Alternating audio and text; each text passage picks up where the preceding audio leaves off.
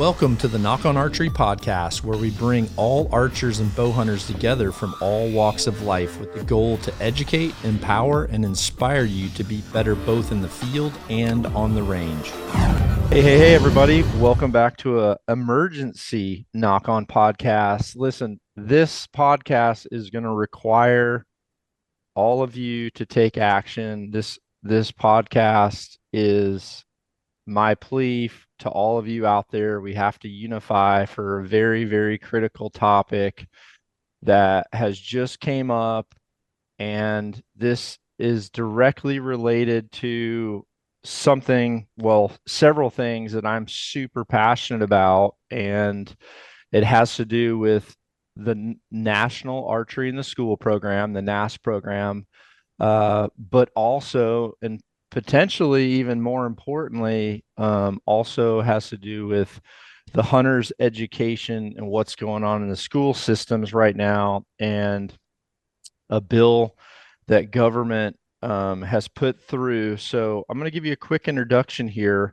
I've got Dan Forster on the podcast with me today. So just to give Dan a quick intro here, Dan works for the ATA, the Archery Trade Show Association, as a vice president, chief conservation officer, but he's also the director of the government relations. He's certified wildlife biologist, directed the Georgia Department of Natural Resources in recent years. You've also have 30 years with the agency for your expertise with this ATA position. Dan, you've worked as a biologist, supervisor, game management section. I mean, your accolades and what you've done for the DNR and the game and fish just goes on and on. I also work with Dan on the board of directors for the Council to Advance Hunting and Shooting Sports, which is a critical group that is really active in the R3, which is critical as well, which is the recruitment, retention, and reactivation programming. So right now we have this critical topic, and I'm just going to give you a quick brief here. And this topic really is for all of us to come together and act when we need to for protecting the teaching of archery, hunter's education, and shooting sports in our national schools. Historically, hunter's education and the archery in the schools, the wilderness courses, and other outdoor focused school activities have been included in the curriculum for our nation's schools, and they're an important component in tons of rural areas, especially. I know out here in Iowa, all these things are critical. These programs provide, the life skills for a lot of these students, and according to the teachers, and honestly, also the parents, thousands of parents I've talked to that are engaged in these programs, the student participation is just correctly, or has been directly correlated with the improvements of their academic performance, their behaviors in schools, their school attendance. Listen, all three of those are things from the day one of the NASP, which I was actually part of the beginning conception of NASP. I worked at Matthews when the Genesis bows first came out. I was actually in the very first NASP training course, which was at the Boys and Girls Club in Sparta, Wisconsin. We had hired Rod White, a former gold medalist, to be able to go into the schools to teach NASP. We came up with the very first curriculum, the very first certification, and that was a huge initiative for us for getting kids involved in sports. And not just sports, but archery, and kids of all levels. If you ever go to a NASP event, what's just so touching is how many kids that really are not necessarily, football athletes or baseball athletes, or the amount of teachers that would come forward and say that some of these kids would never even go to the PE class. They would always say they were sick or whatever, but when archery came in and the safety and the basics of archery was taught, a lot of these kids started attending school. They reinforced the important points regarding, the food chain, conservation, the environment.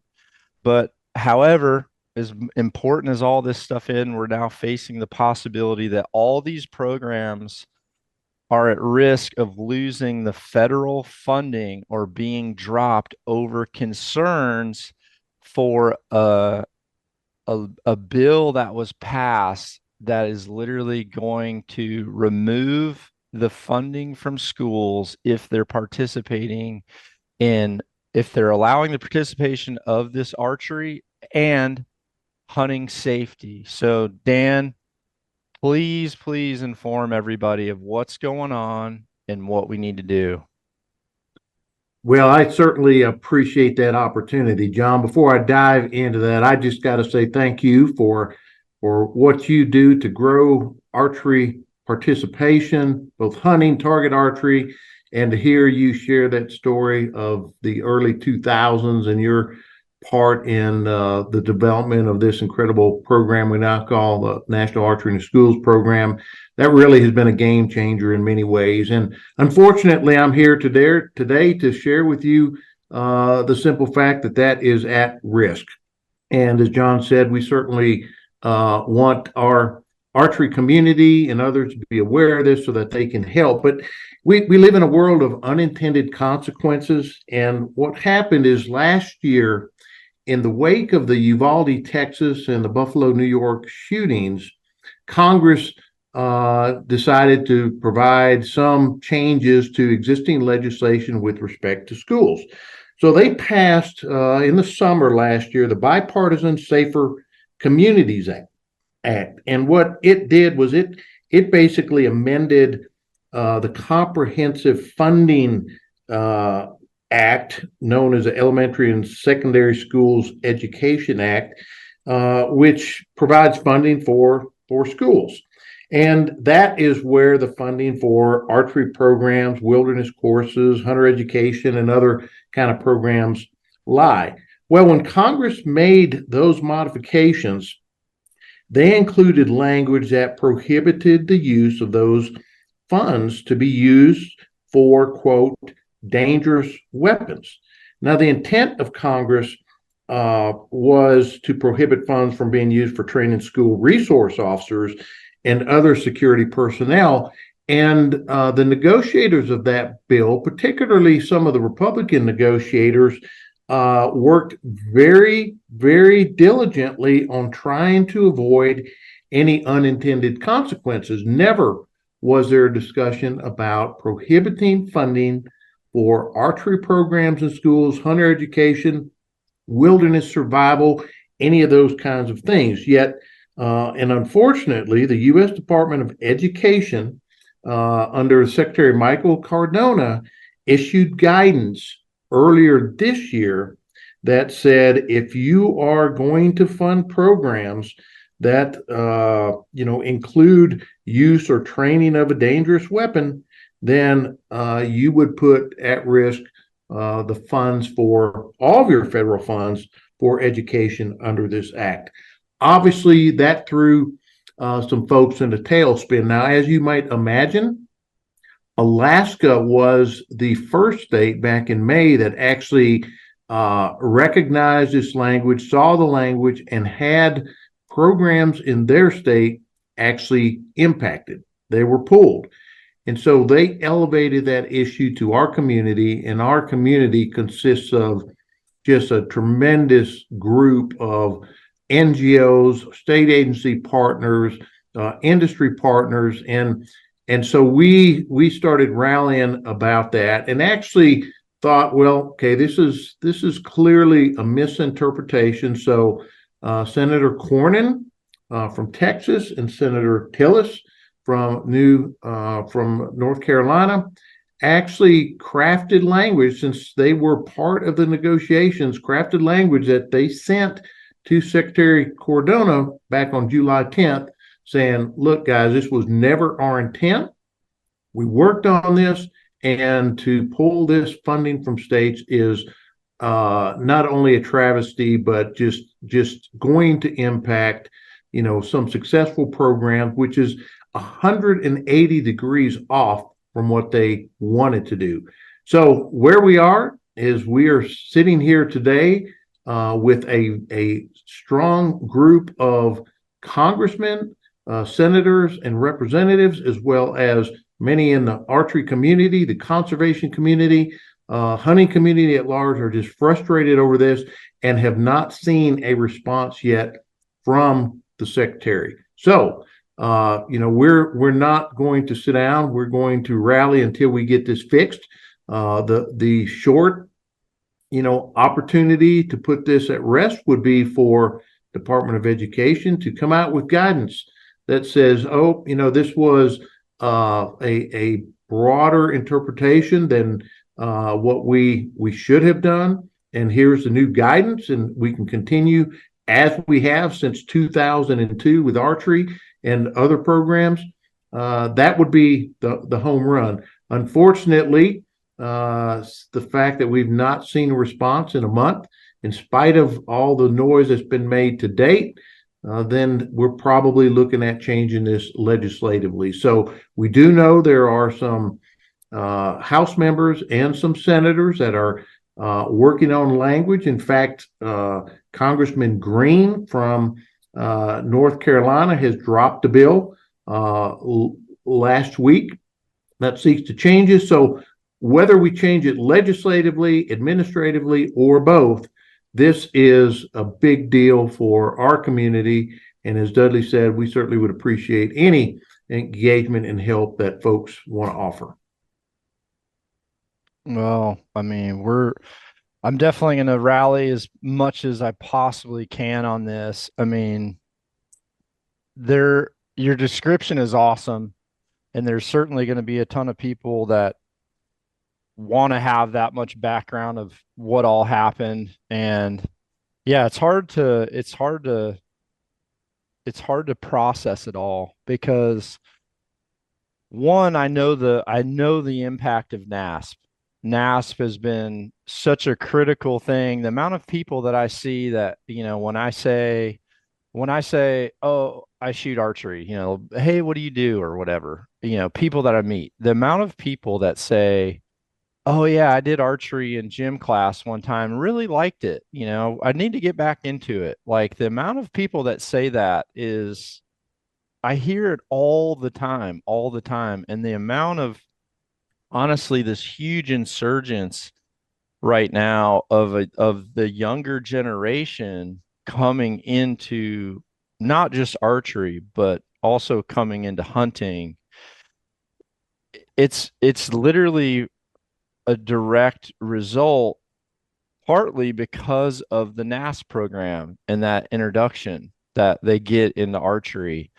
And the thing is, what should be the biggest focus for, honestly, anybody who's trying to, I guess, regulate any type of weaponry, so to speak. One of the most important things that you could possibly have is the education and safety education of that. So, like, right away when I heard this, it was impossible for me not to think back to when I was in high school and we had hunter's education, and there's literally people in there that would have never seen a gun or anything like that, but then they got taught the importance of, like, don't ever point one at people, you know. Sure. Um Always have the safety on, you know what I mean? It's like there were basic things like that that are important for everybody. And honestly,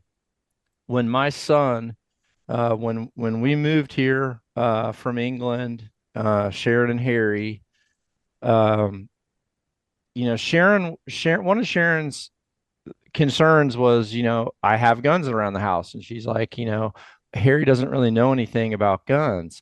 So I said, well, the most important thing we can do is to take him to hunter safety class. And then I actually corrected myself and I said, no, actually, what's more important than Harry going is all of his friends that don't have hunting parents. I said, because what you want is you want to have safety education and protocols in place for all of your kids' friends so that if those friends are around anything like that, that they immediately know the importance of safety. So what Sharon and I did was, and this was when Harry was in sixth grade, I actually went to every one of Harry's friends' parents, and I went and asked them if I could take their kids to hunter safety because I said, all of our kids are going to be hanging out together. This is a critical life lesson. And every parent was like, and I'm talking parents that are not hunters still to this day, but I've had those same parents come up and they're like, that was really cool because they still talk about that. They still talk about what they learned. And it's not just, it's not just about a weapon. It's also about wildlife. It's about wildlife. It's about, want and waste. There's so many different critical aspects, not to mention just the laws, the laws and the importance of, if deer season's going on during a firearm season, the importance of what blaze orange is, what the importance of that is. So we took our son and all of his friends to hunter safety, and the reassurance that we had as parents to understand that not just Harry being safe, but everybody being safe was it was just it made you feel safer when your kid goes to sleep over at someone's house, right? Oh, And yeah. and then in addition to that, so when the Genesis first became a development, I want to think it was probably around 2000, the very first one I saw, the Genesis bow, and I may have one of the very first still, but we actually went and used, and I say we, the very first Genesis that were used, I actually took to a Christian youth camp here in Iowa called Hidden Acres. And I taught for 8 weeks let's see, it was for 8 weeks throughout the summer. The beginning of every week, a new batch of kids would come into Hidden Acres. Part of their activities was being able to shoot archery. So I would go, and on the first day of that camp, I would do some archery demonstrations, and then I would implement some of the very first protocols of, how are we going to teach this NAS program. So Rod White and Kevin Stay, Matt McPherson, some other part of the team, Roy Grimes came in, and then Jenny came in from Kentucky. And I'm trying to think of Jenny's last name. She was a good shooter in the late 90s. But Jenny came in too. And then I think Kentucky came in as the very first state. Is that correct? That's correct. It was Okay. kind of homegrown in Kentucky. They were the first, and from there it's been incredible. But John, I just want to reiterate, your amazing point is that these educational programs are lifelong lessons that can apply to everybody that participates or gets exposed to it, well beyond those that become lifelong avid hunters. One of the best stories that I have of the NAS program is when NAS students were invited to the Capitol or to Congress, and they were demonstrating for a group of representatives, congressmen, how it worked, and actually were shooting equipment there in the building. And one of the congressmen, took his turn and he shot. And as busy as those guys are, he said, "Boy, that was fun. That's cool. I got to go to another meeting," and started to leave without retrieving his arrows, which is a no-no Yeah. in the archery world. And this young kid says, "Excuse me, but you have to go get your arrows." Just part of that discipline, that lesson, what they learn, they carry things like that around forever. And your dates are spot on, John. I think the first NAS students graduated in 2002. That Genesis bow was certainly a game changer, that technology. And since then, there's been 21 million students have gone through that program. And even now, there's an adaptation. Archers USA is a hunting program that adapts a Genesis style bow and allows NAS students to continue on. It was piloted in North Dakota. Oklahoma is going gangbusters with this program now. And so there's lots of different programs, lots of opportunities, and all of them are going to be impacted if we don't get this changed. Well, I'll tell you another thing. I'm actually sitting here. I'm kind of sitting out in my personal office, which pretty much is nothing but bows, guitars, targets, and weight rooms. And on the back wall of one of my weight rooms is Arnold sorts of, poster of Arnold that he gave me and signed for me. And what's and then there's a picture of us at the Arnold Classic in Ohio. And I don't know if you know this, Dan, but when I went and competed at the Arnold Classic, so the Arnold Classic was actually the largest non-Olympic sport, like I'm trying to think what the right wording is, but it's the largest non-Olympic sport event, period, is the Arnold Classic in Ohio, the Wow. first weekend of March. I mean, I don't even know the numbers anymore, but thousands and thousands of athletes in some of the craziest sports, right? So Arnold and Frank Zane used to shoot archery as their R&R during the entire golden era of bodybuilding. They would shoot at Balboa Park and Santa Monica High School. I've got pictures of them, which I know I've posted. They've signed some old, like 35 millimeter pictures for me from when they shot Right. archery. So in 2004, I think it might be five, I'll have to look, but archery got brought into the Arnold Classic and they invited 40 of the top pros to come in and compete. So and I won the Arnold Classic back to back. So I won it 2 years in a row. And on the second year, when we were doing like the presentation, Arnold said, okay, we're going to make this even bigger. My vision, he's like, my vision is to get thousands. How do I do that? And I said, Arnold, the pro archers are not who you need to have here. I said, who you need to have here. And at that time, Ohio had just came on to NASP.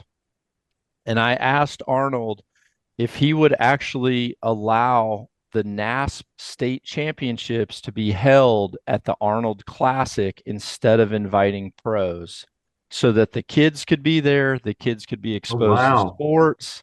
So him and Latimer, and I forget there was one other fellow that was in charge of the Ohio archery program, or he was head of the NAS program, but we ended up discontinuing pros, going to the Arnold Classic, and then brought the NASP state finals to the Arnold Classic so that NASP could get exposure and thousands of state qualifying championship kids and their parents could get exposed to other sports too. And like these things are so impactful to our industry. It's absolutely critical that we have this.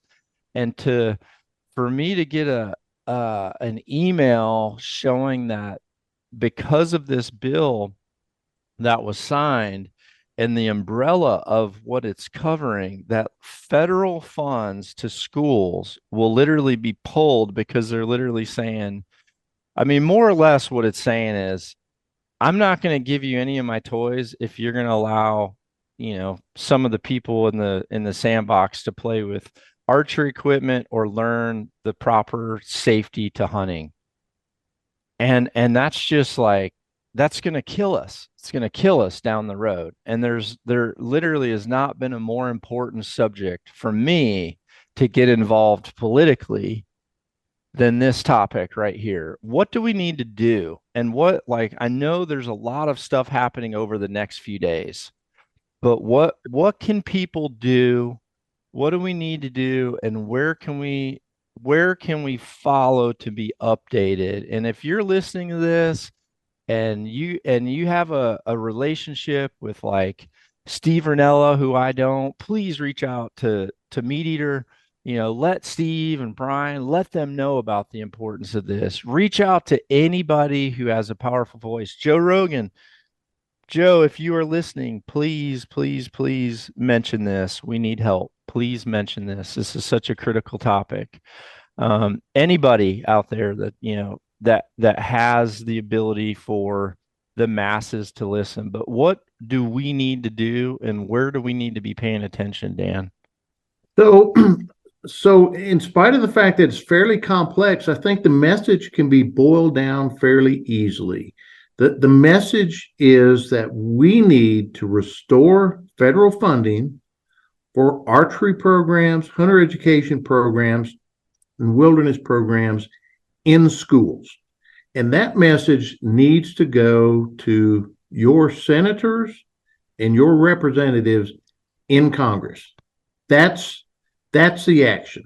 There have been a number of conservation groups that have issued action alerts, including Archery Trade Association to our members, Bow Hunters United, which is kind of I guess, participatory consumer arm, if you will, of ATA, issued action alerts. Rocky Mountain Elk Foundation. There's been others that have done so, and ultimately, this is going to have to be addressed legislatively.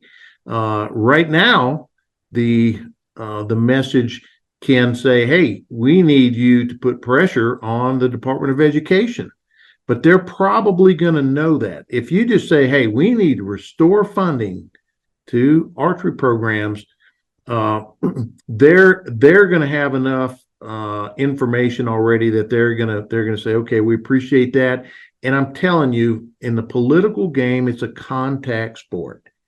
If folks do not hear from their members, then they're going to act according to how they think things ought to be. But if they start getting a handful of calls or emails, then they're going to take a different tack. So that's it, John. For those that feel uncomfortable, it's very simple. You can find your number Googling it. You can find who your senator representative is. You can look at the websites on some of these folks that have already done action alerts. But that simple message, say, "Hey, Senator, I just ask respectfully that you would restore funding to this important program." If you have more information and want to put details, that's great. But that needs to be in every message that gets sent on this particular topic. Well, I'm going to add one more level to that. If you are a parent like me who have a story about the importance of this program and how it affected your child, that would be an amazing way to end your plea. Begin with, dear Senator, just like Dan said, I'm respectfully writing in to inform you of the importance to me that, the funding for the archery and the hunters safety programs are going to be restored in our state. And just say, I speak from this from the heart because in blah, blah, blah, my child was at the National Archery in the School program. It was the most he ever attended school. It was the most he was ever looking forward to going to a sports event. He's still doing it now. It's what I love about archery, what I love about it, and why I want so many people to do it. And honestly, the people that you see getting involved in archery, and honestly, Joe Rogan's a great example too. Joe got into archery in his 50s. And archery is such an amazing thing because you can do it whether you're an athlete, whether you're a non-athlete. whether you're a female, whether you're a male, whether, I mean, it, regardless, you can do archery almost at any time of your life. And a Genesis bow, you can do it at any time of your life, whether, you know, you're a 6-year-old kid with a mini Genesis, or whether I'm in my 80s and a 20-pound Genesis is all I can pull back. I mean, it is absolutely critical. I remember going to a big event in Amsterdam. It's called the Face to Face. It was a big European. Now it's an international head-to-head 18-meter tournament. And while I was there, the I ended up going to a boys and girls club and I took 5 Genesis bows with me in my suitcase, and I wanted to go over and try to introduce archery to kids who had never seen it. And this was all part of the original like data that we collected for the curriculums for NASP, was how easy do kids understand the basic principles of, you know, how to shoot a bow. I mean, and it all started with, you know, hey, make a Boy Scout sign. Those 3 fingers now go underneath the arrow nock, you know, and it was like teaching them 3 fingers underneath the arrow so that the downward pressure would keep the arrow on the rest better. Whereas, you know, a lot of times people grab it with their fingers around each part of the arrow, and you like, Right. it's easy to twist it off. So it like started with like 3 fingers under, and then someone said, wait, that's a Boy Scout sign. So let's say that, because at the time, a lot, you know, a lot of young boys knew what the Boy Scout sign was. And so I did this over in Amsterdam, and these kids who had never seen archery, didn't understand all of my English, they were immediately shooting archery. And by the end of that hour, they were wanting to take pictures. They were wanting to take pictures with their bullseye.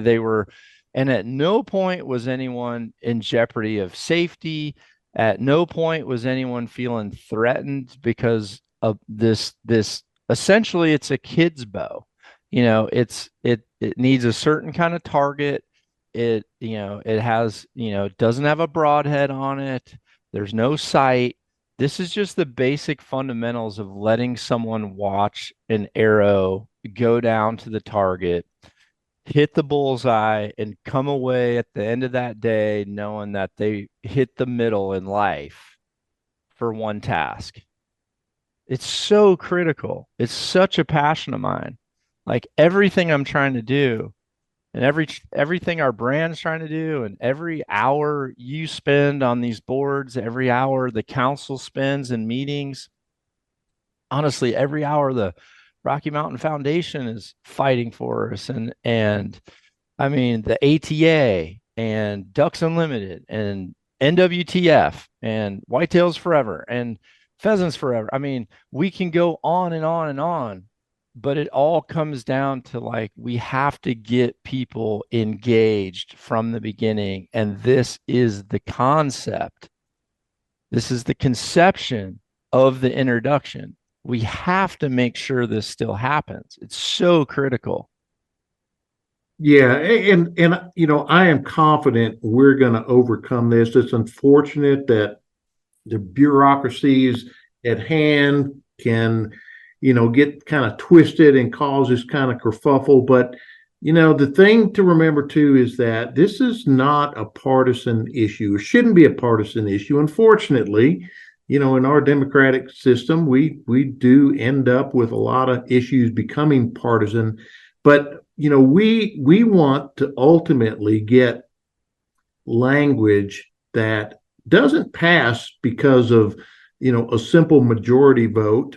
This needs to be a landslide statement, and by doing that, you know, we need folks to contact your Republican representatives, your Democratic representatives, and let them know this is not a weaponized, you know, attack. This has been a successful program, life skills, the history of no incidents, in spite of, 20 years and 20 million plus students going through.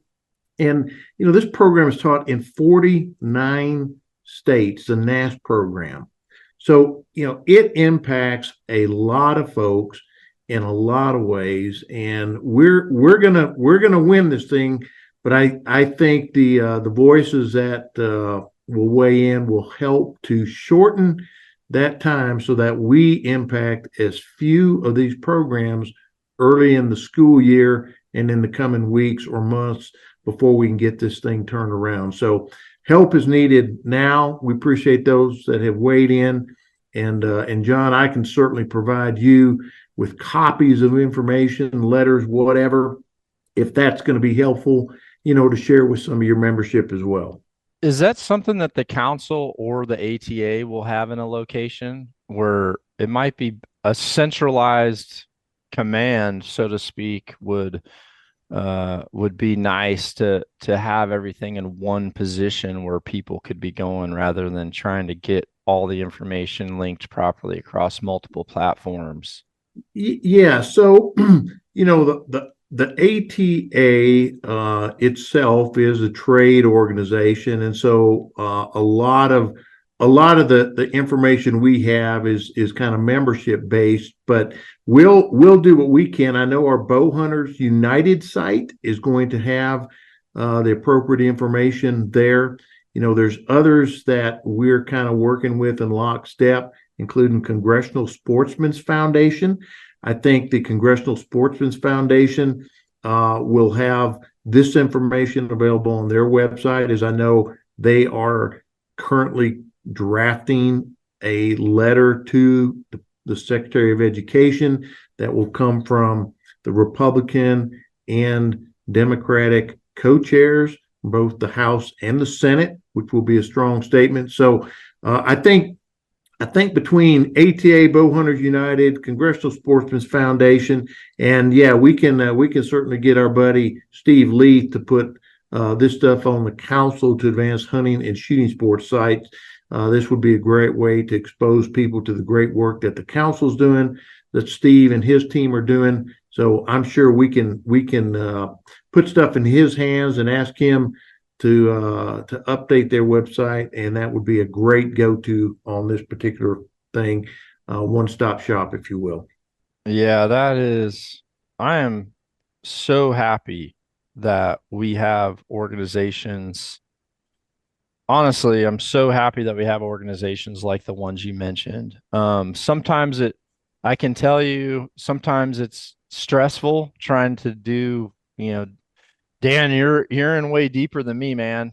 You're way deeper than me, but just sometimes having to do all the things we do in normal life, but then be able to be active on these boards. And yeah, I know, like, at one time, Evan Hafer, who's literally running Black Rifle Coffee, was on the board with like congressional, I think. Yep. And people that honestly don't have the time to take leadership in some of these roles, they're making time. They're making time for that to happen. And I just remember how big of a deal NASP was. I don't know if you know this, and I don't even know if Matt is going to be happy that I said this. But back in early 2000s, Matthews had just made the decision that it was not going to be traveling externally. We were a very internal company. All of our reps were internal. We were kind of homebodies, and really trying to lead the industry down a whole new path with like single cam bows, right? And so the decision was made one year that we were not going to go to the ATA show. And I remember a bunch of us being like in each other's offices, kind of saying like, gosh, our dealers are going to be killing us about this. Like, why are we not going to the ATA show? And then a few of us, we get called into this meeting, and Matt comes in, and Matt says, you know, for all the like things that we put into the ATA show, and we have this huge booth, and we're taking 40 people there, and everybody's it was a discussion about the work that goes into launching bows there and the amount of expense that we had. And Matt said, I want to take $1 million and I want to put it towards a brand new program that's going to offer this brand new bow. And he brought the Genesis in for the first time to show everybody. And he said, I want to put $1 million to trying to get these bows in every school in the United States. And we were all just like looking around like, wait, what? And he's just like, yep. And and that was like the beginning concept of it. Was we literally paused the involvement with the ATA to go in to the National Archery in the School program. And here's what's crazier about this. And this is what's unfortunate. And I'm going to say this for the reason of the industry recognizing the importance of unity and not divide. So we actually reached out to every manufacturer, and I shouldn't say every manufacturer, but definitely some of the bigger ones. And Matt offered the Genesis bow to other bow companies if they would also match his involvement with trying to get this program started for $1 per bow. $1 per bow. They could literally have the design, they could make it themselves, but they had to it was critical that every bow matched because, and they were all colors. So kids could choose a different color they liked. And what's really sad is no other companies got involved because they said, well, we want to make our own model and we want to include a sight on it. And we think they should have a release or whatever it was. And Matt was just saying, no, no, no, no. It has to be so simple. It has to be focused on the fundamentals of archery and the safety of archery. And every kid needs to have the same gear. Like some people aren't going to be able to buy the expensive stuff. They all have to have the same target. They have to have the same bow. And literally, Matt's like, literally $1 is going to cover our legal fees for making this happen. And we stood alone in the entire process. So now I am pleading to everybody, do not leave them alone on this one. Please do not leave them alone on this one. Let's make sure archery stays in the schools. Let's have arguably one of the best segues for the R3. And let's make sure that the message of archery isn't about hunting and killing. It's about the involvement into a sport and hitting the center in life. Because for me, that's what archery is. It's having a clear mind and being able to hit the middle when all of my focus is in the right direction. Yeah, I love what you just said, and it unfortunately this is going to require some contact. Politics is, as I mentioned earlier, a contact sport, and engaging is important. But rest assured too that the entire community, is with us on this particular issue. I'm actually at a meeting today and tomorrow where this will be a topic of discussion. And this meeting is the annual meeting of the Association of Wildlife Conservation Partners. There's over 50 conservation groups, all the ones that your audience are already members of, and a whole bunch more, all of them focused on, conserving wildlife, protecting, hunting, advancing participation, all aspects of conservation. And this is one of the many issues that we come together on. And it's great to have everybody, in that corner, because not every issue is archery related. Uh, but it's nice that we can have the relationships and play with all our other partners from the state agencies and the others I've mentioned already, coming together and focused on this. So we will, kind of put all our marbles together and see where we need to help each other and what is the best coordinated approach forward.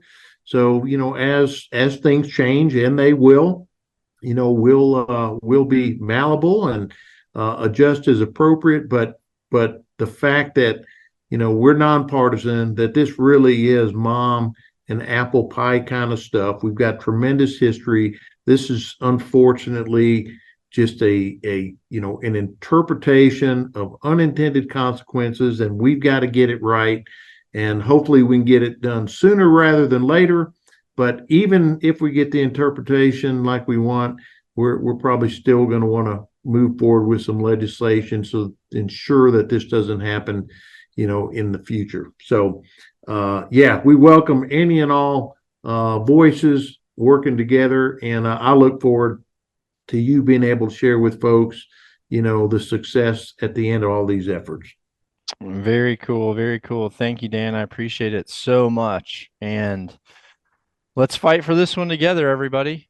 It's dear to the heart, and it's something that we absolutely need to do. Thanks, Dan. I appreciate it. You bet. My pleasure, John. Be sure to check out knockonarchery.com for our full line of custom designed products, as well as free in-depth education and bow hunting entertainment to help you shoot at your best.